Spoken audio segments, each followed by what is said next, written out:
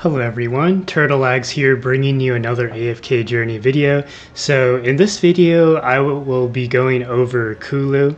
We are on the Pioneer server, and thankfully this time, in contrast to the Indris video that I released earlier, I was able to get Kulu EX15. Doesn't seem like she's bugged and got her hero focus unlocked, so we will be able to showcase her in all her glory.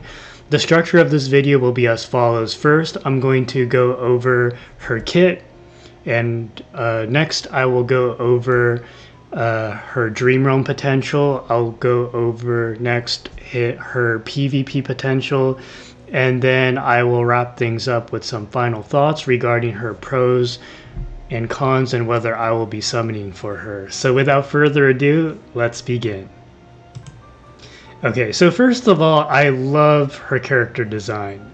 There's just something about her goth attire along with her personality and the really adorable bat that's flying. It's pretty funny. It's kind of like she has a burial partner in the form of a bat, and I cannot wait to see her in the story. I think it's going to be pretty funny. But anyways, basically Kulu is a 6-range physical marksman. So yes, we are getting 2 marksmen right off of the bat for Echoes of Descent, which will be Season 4 for AFK Journey, which will be released in a couple days on May 23rd. She is going to be a Hypogean. And basically her kit is as follows. So Ultimate Blast Mayhem. Passive. When Kulu's normal attack hits a target, triggers an explosion that deals 80% damage to that target and adjacent enemies. So multi-target hit. Her skill can damage both enemies and allies, but allies take 70% less damage. Now I don't know how I feel about this, your allies also taking damage, but I am hopeful that this will be made up for by her insane damage. Now, active, Kulu unleashes her fury, bombarding the enemy side of the battlefields 14 times. And it looks really cool. It looks like a bunch of explosions. Each strike hits a random tile, dealing 90% damage to all units on that tile and in its surrounding area within one tile. At least 10 strikes will hit areas with 1 or more enemies, and at least 6 strikes will hit the area with the most enemies. Interesting. After the bombardment, Kulu summons the gigantified Boom Boom, that's the name of the bat, Boom Boom, to deal 250% damage to all enemies on the enemy side of the battlefield. So this is actually a lot going on for one ultimate. Kulu only casts her ultimate if there are enemies present on their side of the battlefield. Interesting. The enemies have to be on your side of the battlefield for her to cast this. So some sort of limitation in the same way how Nara's ultimate will not be cast until like the enemies fall below a certain HP, kind of like that.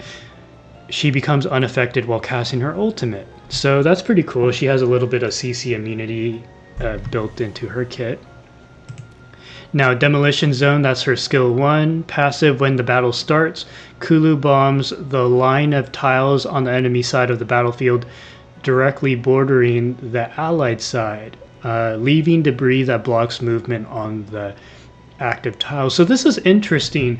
The last time we had some sort of terrain was with Ulsa back in Season 1. Now we're in Season 4 and we have finally another terrain formation. Which is kind of interesting. I might test her out with Ulsa to see how it goes, and Soren. Debris on the center tile can be destroyed after taking 6 hits, but debris on the other tiles is indestructible. So we got some permanent terrain going. Whenever the center debris is destroyed, Kulu marks a tile for an explosion that detonates after 8 seconds, covering it with debris once again. Okay, so that's her passive, which has certain implications when, let's say, baiting the opposing Lily May counter. Active, Kulu teleports to the nearest enemy, dealing 150% damage to the enemy and knocking them into the air. She then returns to her original tile. if the target is on the allied side of the field. So if they're on you, if the target's on your side of the field, Kulu knocks the enemy back towards their side by up to 3 tiles. So a little bit of pushback there instead of knocking them into the air. Kulu is invincible while casting the skill. So a lot going on here, but it's really interesting. You know, she has a passive built into her skill 1, so she could technically bait the enemy Lily May ultimate. I'm going to test that if possible. And Kulu has already an invincibility frame in her skill 1 in the same way that Lily May has invincibility frames with her Rainstorm Ballet. So I kind of wonder if that will improve Kulu's survivability. We will find out in our PvP gameplay. Alright, so skill 2, Boom Boom Bash. I like the names of these skills. So Kulu summons Boom Boom, which is the bat, which bounces 3 times between enemies. The first 2 bounces target frontmost enemies, devouring them. Interesting. For the last bounce, Boom Boom targets 1 rearmost enemy and releases the devoured enemies upon hitting the last target. Each bounce deals 110% damage to its target and adjacent units, reducing their movement speed by 60% for 3 seconds. Devoured enemies are unable to attack or act, and can only take damage from Boom Boom. If Boom Boom cannot find a valid target for the final bounce, it will instead travel 3 tiles toward the enemy side, unless blocked by terrain or battlefield edges. So, from what I understand, this is a way for Kulu to crowd control, because it mentions how Boom Boom will devour enemies, kind of like Harok. But the thing is, like, the devoured enemies are unable to attack or act, and can only take damage from Boom Boom, so kind of Cryonaya-esque in that regard. If Boom Boom can... Oh yeah, and then it mentioned something about her spitting the devoured enemies upon hitting the last target. Pretty cool. It might be a form of crowd control too, or not really crowd control, but a way to, group enemies together. Alright, so Hero Focus. So she can get up to 10% attack. Dealing damage to enemies will increase attack by an extra 1%, stacking up to 50 times. So she could have up to 60% attack by the end of this. And so I can see her doing really well against Plague Creeper, because, you know, she's able to do so much, you know, she's able to deal, there's so many enemies for her to hit, right? Alright, so now for her EX weapon. So EX1, when the battle starts, Kulu applies an explosive debuff. Ooh, so this actually has some synergy with Indris. I didn't test that, but that's really cool. Increasing their damage taken by 10%, so kind of Rainier-esque, which lasts until the end of battle. So this is kind of like a Rainier alternative, although it's only 10%. When an enemy with the explosive debuff is defeated, Kulu turns them into a Doom Bomb. Okay, that detonates after 2 seconds. The explosion deals 210% damage to all units within 2 tiles, plus extra damage equal to 15% of the defeated enemy's initial energy. The extra damage cannot exceed 300% of Kulu's attack. And of course, her EX15 gets the extra value. So she enters Blast Mania for 10 seconds each time a Doom Bomb detonates, gaining 35 penetration. So this is where she bypasses the enemy defense, from what I understand, and expanding the explosion radius of her normal attacks, as well as her Blast Mayhem and Boom Boom Bash skills to 2 tiles. Multiple detonations won't stack the effects, but will extend the duration of Blast Mania by a set amount. So this is a way for her to increase her damage output as well as her attack range. And then finally, for Supreme Plus, Kulu gains extra attack speed and range defense during battle. If there are no enemies on Kulu's side of the field, her attack speed increases and her range defense increases, each by 40. For each enemy present on Kulu's half of the battlefield, the buff values decrease by 10 down to 20.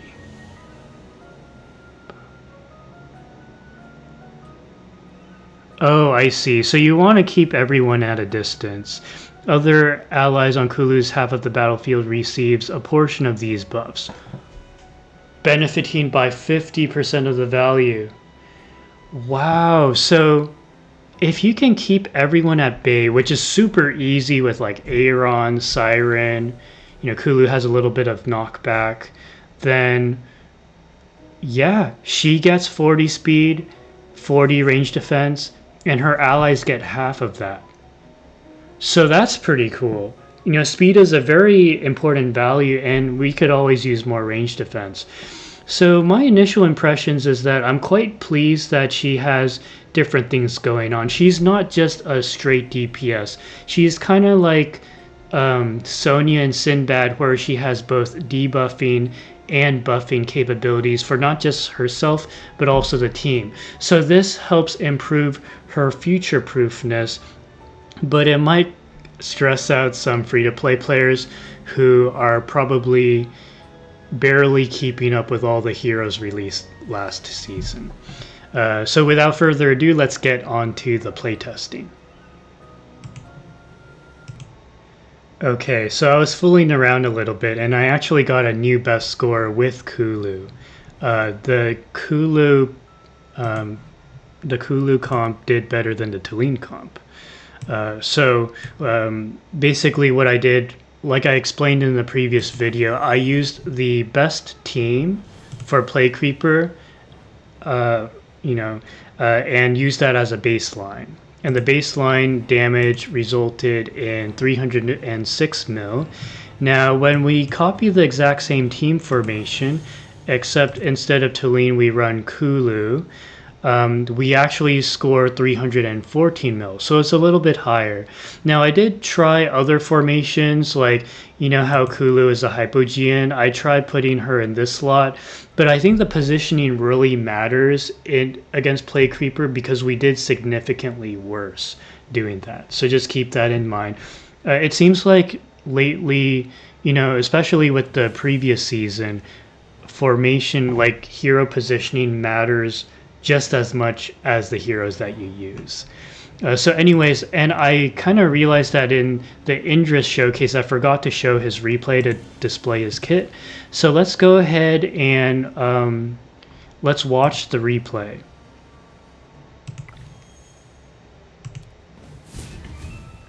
That way I can explain something. So this is the terrain that I was talking about. And thankfully, Harak can actually dip under the rocks and attack the Play Creeper, which is very interesting. That's even though Harak is technically a one range. So, oh, I know why positioning matters, because with Harak, the eating order. Yeah. Okay, that's actually the first time I've seen his ultimate. That's really cool. But yeah, you see these rock formations, and because there's no... So remember what I said earlier, when there's no enemies on your side of the battlefield, your Kulu gets 40 extra haste, and your other allies get half of that, right? And for each enemy that enters your territory, that will cut in half. So what you'll find in the end result is that our Harak actually did more damage in this run than with a standard Tulin comp, or even in an Indris comp, which I thought was very interesting, because Indris applies physical defense shred. But yeah, the enemy taking 10% increased damage along with the haste buff does quite a bit for the team, so that's pretty cool. And I love the attack animations with the bombs exploding and landing. So guys, it's very interesting, right? Because I was originally thinking that Indris would be a Dream Realm hero, but apparently Kulu, at least against a Plague Creeper, might also be a contender for Dream Realm. In the same way that Cryonaya kind of surprised us against one particular Dream Realm boss. Yeah, so I'm gonna go ahead and speed this up. You get the point.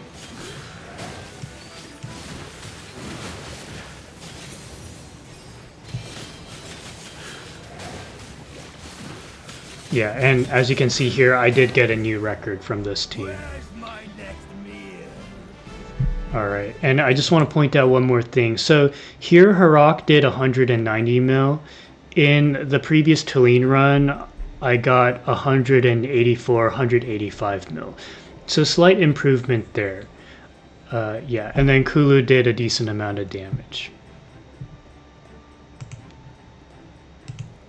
Alright, so on to the standard arena replays. Now I did do 4 attacks and I lost every single one of them, but I think that, you know, I don't want to BS you guys and only show you guys wins. I want to be realistic.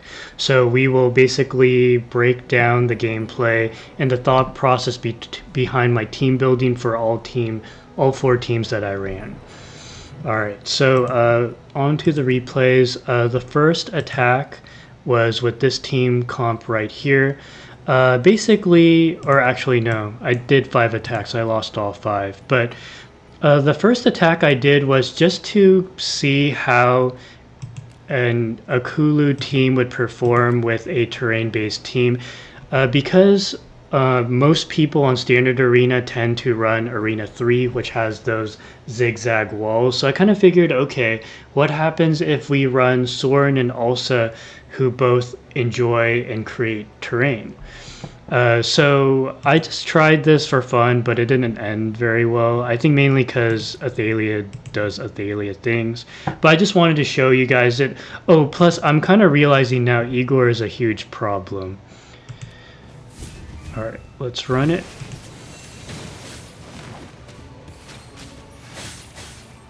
Yeah, so terrain isn't super great nowadays because, well, actually it never was great, but I think it's especially not great right now because, as you can see, the enemies, they didn't give two, you know, F's about terrain. They just sort of like, you know, slicing.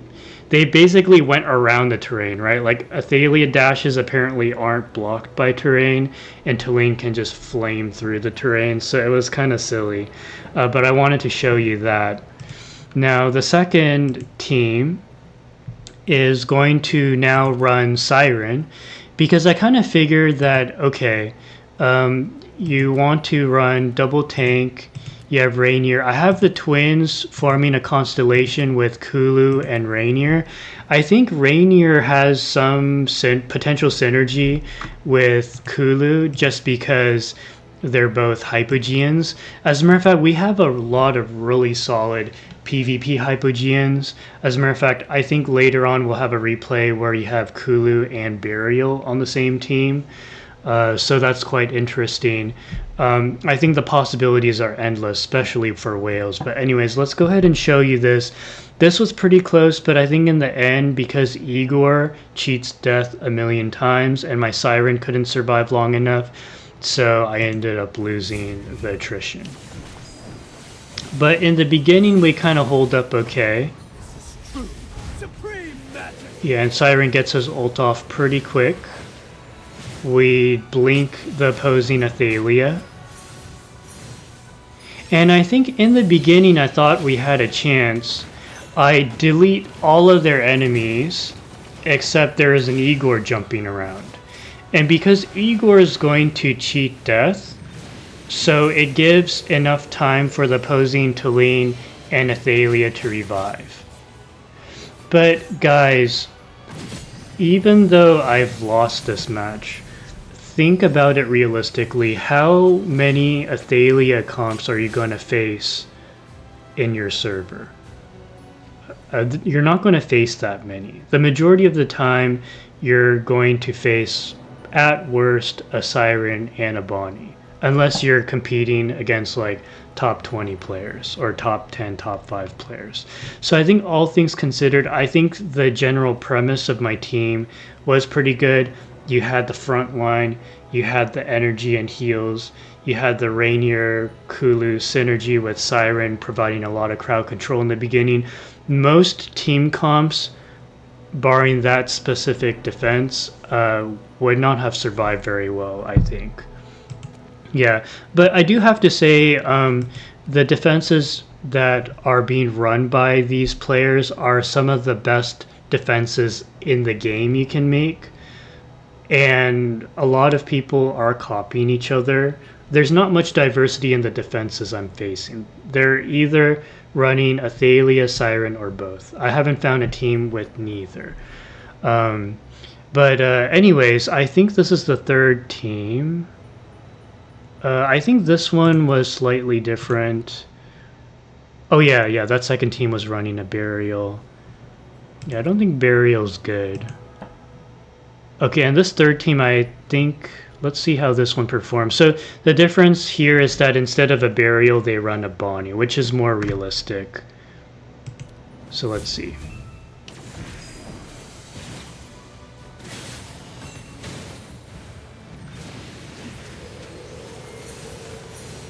I don't like how Siren doesn't delete Igor. It's very bizarre to me.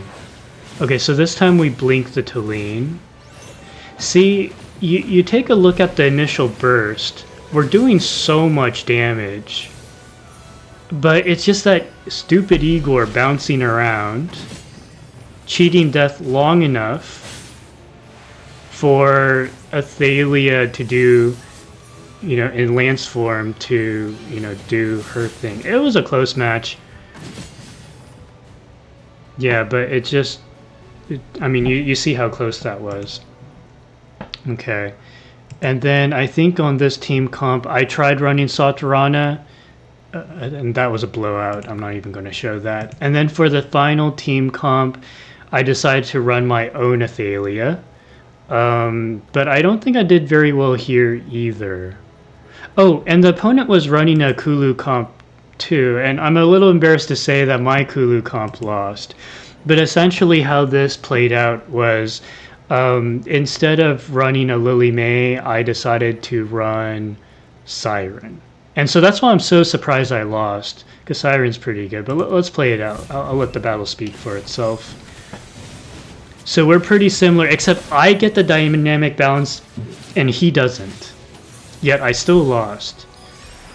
I think, if memory serves me right, my Siren ended up... Oh, he blinked my Kulu. Yeah, that was kind of a problem. My Siren gets bound. Athalian Lance form finally takes out my Siren.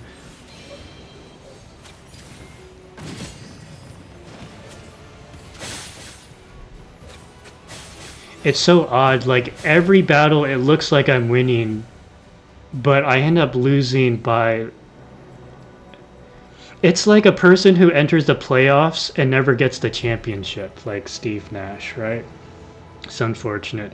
But anyways, that's it for the standard arena. Let's hop back to Kulu's profile and let's talk about her pros and cons, and as well as my final thoughts of her.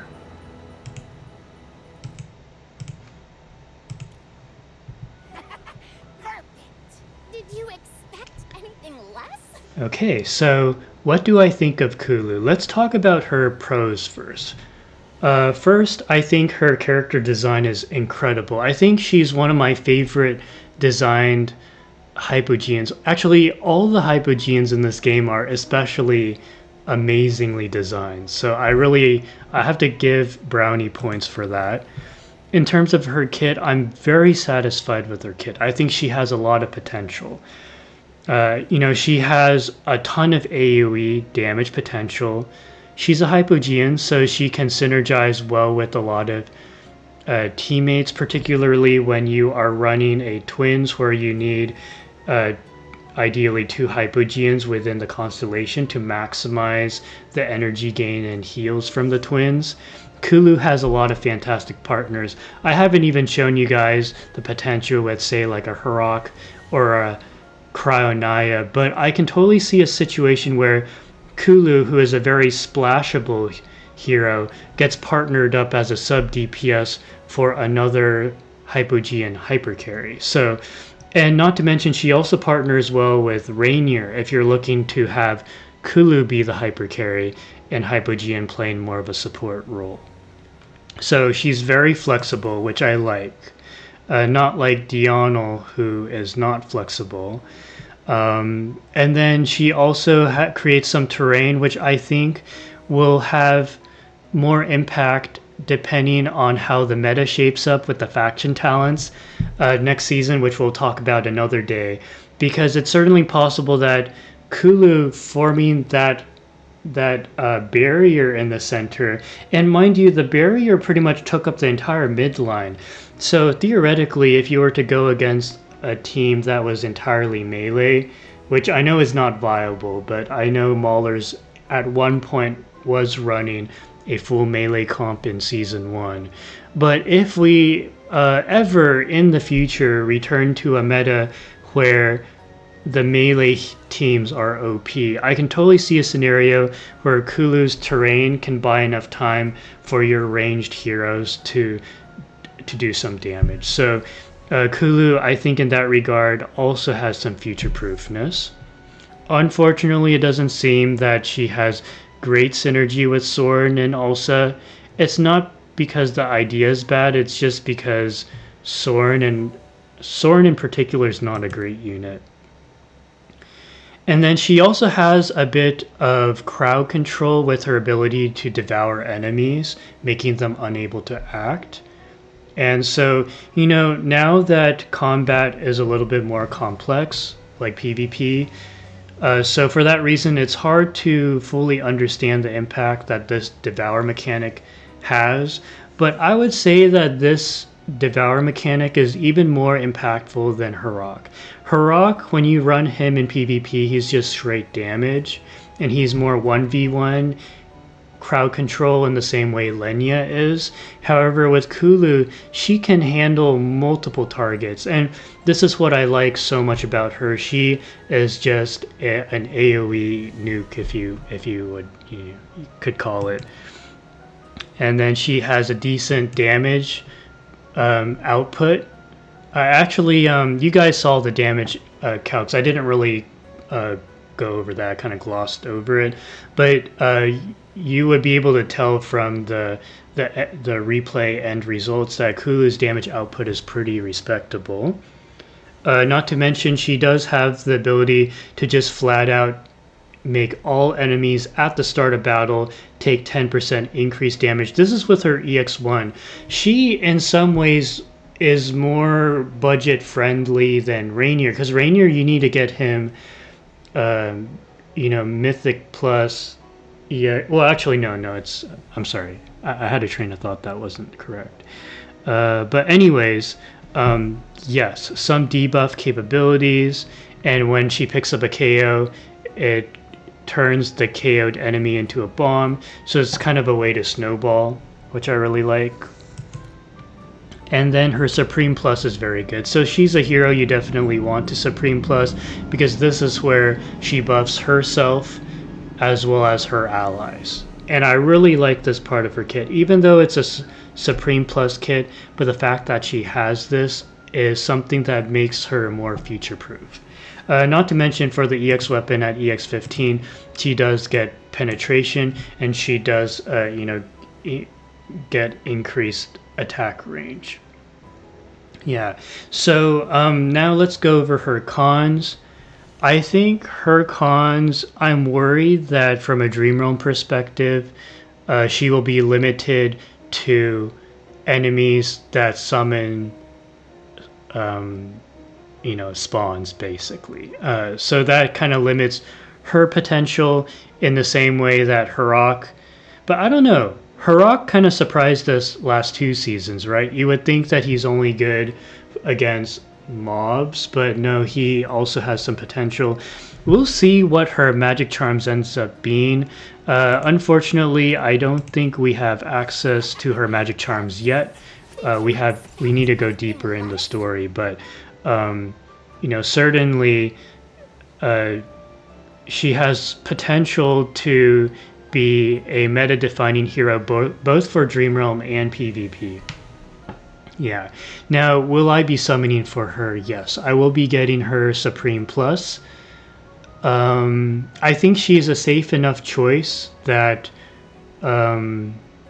Yeah, but if you're free to play, then you should probably skip her, unless you've done a good job with saving your stellar crystals. You've only summoned for Pesto, Rainier, and the twins, and probably Harok at this point. If you did not summon for Tulane, Kulu could take the place of the Tulane slot if you were kind of on the fence. I have a couple of viewers who are on the fence with that. So anyways, let me know in the comment section below what you think of Kulu, whether you will be summoning for her. That's it for this video. Thank you guys so much for watching, and I will catch you in the next video.